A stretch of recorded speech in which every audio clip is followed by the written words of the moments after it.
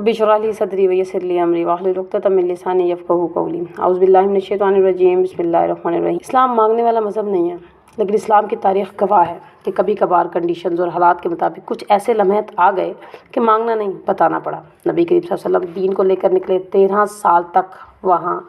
इस वक्त तक किसी को दीन की समझ नहीं थी, समझा नहीं था कोई दीन को। लोग समझते थे कि एक ख़याल है, चंद दिनों में ख़त्म हो जाएगा।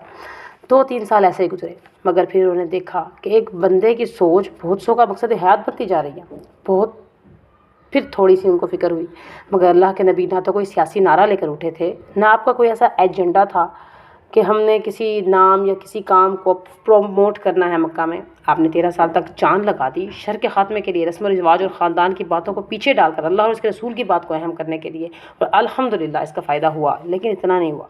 वजह क्या थी? रिसोर्सेज नहीं थे।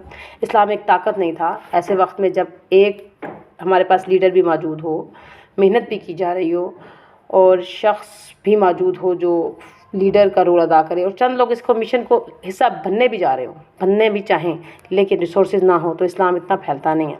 इसलिए अफसोस के साथ कहते हैं कि 13 साल में 100 से कुछ लोग ज़्यादा नबी के साथ चले, बहुत कोशिशों के बाद। मगर अल्लाह के नबी ने ये नहीं कहा कि लोगों अपना माल लगाओ, क्योंकि माल से पहले जान लगती है। 13 साल मक्का में जान लगवाई, कोड़े पत्थर, भूख प्यास तड़प, इस्लाम की कीमत जान थी। ऐसी मजबूत टीम तैयार हुई कि अपनी जान कुर्बान करने वाला गिरोह तैयार हो गया। इस्लाम के नाम पर अपना सब कुछ कुर्बान करने वाला गिरोह बन गया, और गली गली में जुल्म था। मगर अल्लाह के नबी ने किसी को इस्लाम छोड़ने का नहीं कहा, मगर ये कहा, इस्बिर या यासिर इस्बिर, ए यासिर के घर वालों सब्र करो, या आइदुकुमुल जन्नह, मैं तुमसे जन्नत का वादा करता हूँ, जन्नत की दावत देता हूँ तुम्हें। मक्का से हिजरत मदीने की तरफ, इसके बाद हिजरत करनी पड़ी। इसमें भी ऐलान लगा कि जो भी अपने हिसाब से निकल सके निकल जाए। सब निकल गए, मगर नबी करीम सल्लल्लाहु अलैहि वसल्लम और चंद असहाब, वो जिनको हुक्म नहीं हुआ था, इनमें से हज़रत अबू बकर सदीक थे और कुछ और।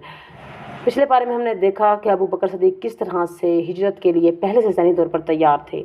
खुशी के साथ घर से निकले, रोते धोते नहीं, हाय क्या हो गया, घर का क्या होगा, बेटियां भी जवान, अस्मा और आयशा जवान हो रही थी, नाबीना बूढ़ा बाप था। नोट कीजिएगा, साथी ज़िंदगी में सबकी मजबूरियां होती हैं। साहबा कराम कोई रिपोर्ट नहीं थे, कोई पत्थर के लोग नहीं थे, ये दुनिया से फारिग लोग नहीं थे कि जाओ दीन की खिदमत करो। आपके मेरी तरह रिश्तों में बंधे हुए लोग थे, मजबूरियों के फंदे इनके गले में भी थे। मगर मक्का से मदीने में भी कभी ना, मक्का में और ना ही कभी मदीना में, किसी सहाबी को ये सुनने को मिला कि अल्लाह के नबी क्या करूँ, बच्चे हैं, खाना भी तो खिलाना है, रोटी भी तो खिलानी है, अल्लाह के नबी बच्चे छोटे हैं अभी, या ए अल्लाह के नबी अभी बेटियों की शादी करनी है, पैसे नहीं हैं।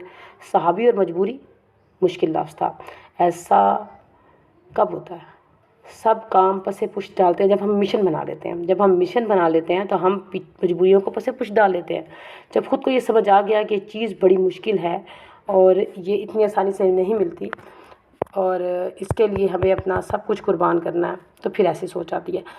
खैर, मक्का से हिजरत हुई मदीना की तरफ। ये पहली माली कुर्बानी थी जो सहाबा ने इस्लाम के नाम पर दी। घर छोड़ना कोई छोटी बात नहीं होती। पैदाइशी मक्का के रहने वाले लोग थे। आज तो जहाज़ वाले भी 2 सूटकेस ले जाने देते हैं 40 किलो के। वो लोग क्या लेके गए थे? सहाबी क्या लेके गए थे? कोई पैदल, कोई घोड़ों पर, खच्चरों पर। ये पहली वाली कुर्बानी जो इस्लाम के नाम पर सहाबा से कबूल की गई, और इसमें बड़ी खूबसूरत बातें हैं जो हम कर नहीं पाएंगे इस वक्त।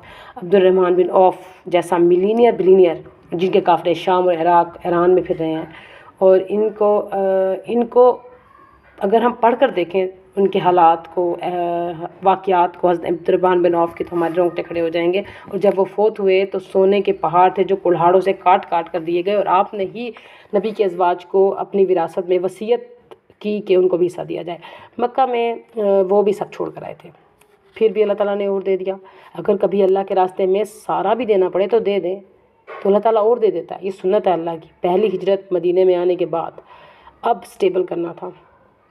अब इस्लाम इब्तदाई कौम बनने जा रहा था, और हर नबी ने तबलीग की, मगर इनके दौर में इस्लाम नाफिज नहीं हुआ, क्योंकि साथी कुर्बानियाँ देने वाले नहीं थे, हिजरतें करने वाले नहीं थे। मूसा के साथियों को तो कुरान में कौल आ गया मौजूद है, फस्तहिब अंत व रब्बुका फ़क़ातिला इन्ना हाहुना कायदून, तुम और तुम्हारा रब जाओ लड़ो, हम तो यहाँ बैठे हैं, हम तो तबसरे करेंगे, हम तो खबरें सुनेंगे, हम तो खाना खाएंगे, और जब तुम फतह याब हो जाओगे तो फतह के झंडे लेकर आ जाएंगे। इतनी सुस्त कौम थी, लिहाजा इस दौर में इस्लाम नाफिज नहीं हुआ। मगर अल्लाह के नबी के ज़रिए से नबी ने ऐसी ट्रेनिंग करवाई कि इनको अल्लाह दुनिया से ज़्यादा आखरत का शौक़ हुआ, आखिरत में रहने का शौक़ हुआ। ان کو یہاں کا دینا وہاں کا لینا لگا۔ نتیجہ کیا ہوا کہ صحابیات اور صحابی نے ایک کول پر گھر چھوڑ دیے، ایک دفعہ کار گھر چھوڑ دیے۔ پھر اس کے بعد مراحل کے مراحل گزرے، اتنی غربت تھی مدینہ میں کہ آنے کے بعد کہ صحابہ کرام نبی کریم صلی اللہ علیہ وسلم کے گھر میں 2 مہینے تک چولہا نہیں جلتا تھا، اور آپ کے ازواج کے مطابق 2 کالی چیزیں، یعنی کہ ایک کھجور اور ایک پانی، جس میں مٹی ملی ہوتی تھی پانی میں بھی، مگر اللہ کے نبی کسی کے سامنے ہاتھ نہیں پھیلائے کبھی۔ کوئی وظیفے لگا دو یا اس طرح کا روٹی باندھ دو یا اس طرح کی کوئی کنڈیشن نہیں تھی، والی نہیں تھی۔ جو نہیں مانگتا اس کو اللہ بہت دیتا ہے، اس کو پھر مل جاتا ہے۔ اتنے میں کیا ہوا، اسلام پنپنے لگ گیا، اور پھر بہت سی جنگیں ہوئیں، سپر پاورز کے ساتھ جنگیں ہوئیں۔ 5 میں غزوہ خندق ہوئی، اسلام لے کر ابھر رہا، دنیا کے سامنے آ گیا۔ کہیں یہ بات نہیں ملتی کہ مدینہ کے رہنے والے مالی حالات سے تنگ تھے۔ کرتے کرتے کرتے تبوک کا معرکہ آیا، آگے یہ زندگی کا آخری سفر تھا۔ اچانک حالات ہی کچھ ایسے ہو گئے، ایسے حالات کہ آپ اپنی ڈے ٹو ڈے لائف زندگی گزار رہے ہیں، اچانک ایک بہت بڑا خرچہ آ جائے۔ یہ وہ تھا کہ اتنی دور جا کر، جہاں 1 مہینے میں پہنچنا جاتا تھا، وہاں جا کر مقابلہ کرنا تھا دشمنوں سے۔ اس وقت کی سپر پاورز کو کا مقابلہ کر دکھانا تھا کہ اسلام کمزور نہیں ہے۔ پہلا موقع تھا جب اللہ کے نبی نے کال دی، کوئی اپنے گھروں میں کچھ نہیں رکھے گا، چھوٹے بڑے سب لے آؤ سوائے معذوروں کے، گھر میں کوئی نہیں رہے گا۔ اسلام کا سٹائل بیگنگ سٹائل نہیں ہے، ہر وقت منگتے بنے رہنا اسلام کا سٹائل نہیں ہے۔ کبھی بھی اللہ کے نبی نے کچھ نہیں مانگا، مگر کبھی ایسے حالات آ جائے جن کی گواہی تبوک ہے کہ اللہ کے نبی نے کہا کہ سب لے آؤ، کیونکہ آج کی سپر پاور سے مقابلہ کرنا ہے تو اپنے گھروں میں کچھ نہیں رکھنا، گھر کا مال بھی لے آؤ۔ اس موقع پر ہم دیکھتے ہیں کہ صحابہ نے دل کھول کر دیا۔ ساری خوبصورت باتیں اس موقع کے متعلق ہیں۔ وہ عقیل جو صحابی تھے، جو ساری رات کماتے رہے کنویں پر، اور کھجوریں لے آئے اور پورے مال پر انہوں نے ڈالیں، یہ بھی۔ حضرت عمر اپنے آدھے گھر کا سامان لے آیا، حضرت ابوبکر اپنے پورے گھر کا مال لے آیا، حضرت عثمان نے 9 اونٹ لدے ہوئے دیے، عثمان کو جنت کی خوشخبری دی گئی۔ صحابہ نے مال دیا۔ سورۃ حدید کا ترجمہ دیتے ہیں، ریلیٹ کریں اس کے ساتھ، اور اگلا پارے میں پھر آپ دیکھیں گے کل دشمن اسلام کو ختم کرنے کی غرض سے آیا تھا۔ کل دشمن آیا تھا ختم کرنے کی غرض سے، اور آج کیا ہوا کہ مسلمان ویسٹ کی طرف گئے ہیں، سپر پاور کو دکھانے کے مسلمان کمزور نہیں ہیں۔ اور آج ویسٹ کی اتنی ضرورت ہوتی جا رہی ہے کہ مسلمان کے اوپر قبضہ کر رہے ہیں، اور یہ وقت ہمیشہ نہیں رہے گا۔ اچھا، اب جو اگلا پارہ ہے اس کا موضوع ہے محبتوں کے امتحان۔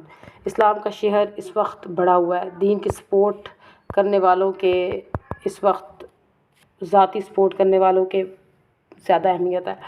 وقت کی ضرورت کو سمجھنا ہوگا، اندھیروں سے روشنی کی طرف لانا ہوگا، اور سورۃ حدید لا علمی سے علم کا سفر ہے، غم سے خوشی کی طرف، اور مقصد سے بے مقصدی سے مقصد کی طرف۔ بعض دفعہ زندگی ایسا موقع آ جاتا ہے کہ آپ کی زندگی کا رخ بدل دیتا ہے۔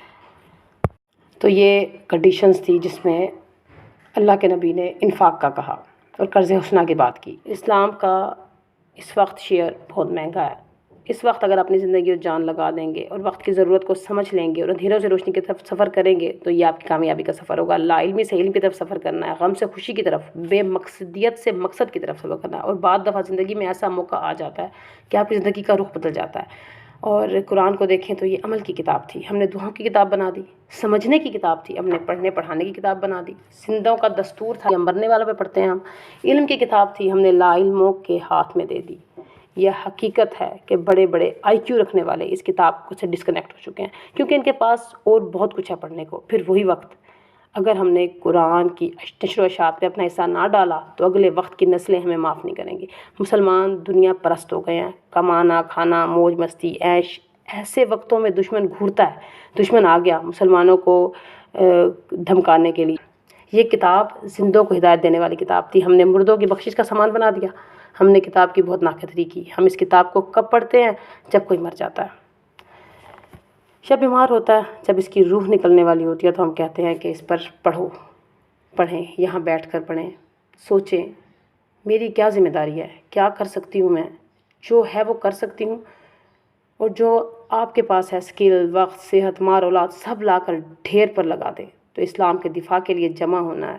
اور اللہ دیکھیں تو 1 مہینے تک دشمن نہیں آیا، وہاں پر 1 مہینے تک بیٹھے رہے۔ اللہ کے نبی جا کر بیٹھے تھے اور آیا کوئی بھی نہیں، لیکن لوگوں کے دلوں کو دیکھ لیا، کو لوگ کس طرح دینے والے ہیں، دینے والے نہیں ہیں، کیسے لوگ اللہ کے دین کے لیے آگے بڑھنے والے ہیں۔